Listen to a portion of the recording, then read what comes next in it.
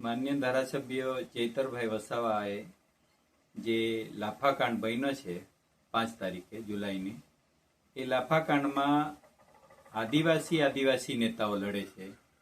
મારે નમ્ર અપીલ છે, નો ડાઉટ તમે બધા જુદી જુદી વિચારધારામાં વેચાયેલા લોકો છે ને આમ બી આપણી પ્રજા વેચાય જ છે.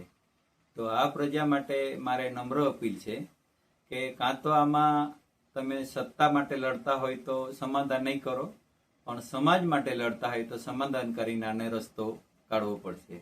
કારણ કે કાયદો ને વ્યવસ્થા તો કાયદો અને કોર્ટ એમનું કામ કરશે, પણ આપણે ખરેખર આ સમાજના શુભચિંતક હોય તો એક જ સમાજના લોકો છે, એટલે આપણે બીજા લોકો આપણા પર આવીને ચડી બેહે એ પહેલા આપણે આ સમાધાનનો રસ્તો કાઢીએ અને શાંતિથી ધારાસભ્ય એમનું કામ કરે, તાલુકા પંચાયતના પ્રમુખને બીજેપીના અને આમ આદમીના પાર્ટીના લોકો પોતપોતાનું કામ કરે અને આ સમાજને સુરક્ષિત રાખે એવી મારી નમ્ર અપીલ છે.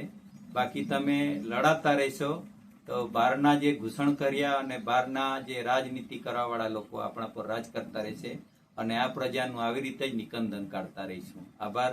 હું બહાદુરસિંહ ડી વસાવા, માજી કારોબારી અધ્યક્ષ નર્મદ જિલ્લા પંચાયત અને ભારતીય આદિવાસી સંવિધાન સેનાના મહામંત્રી.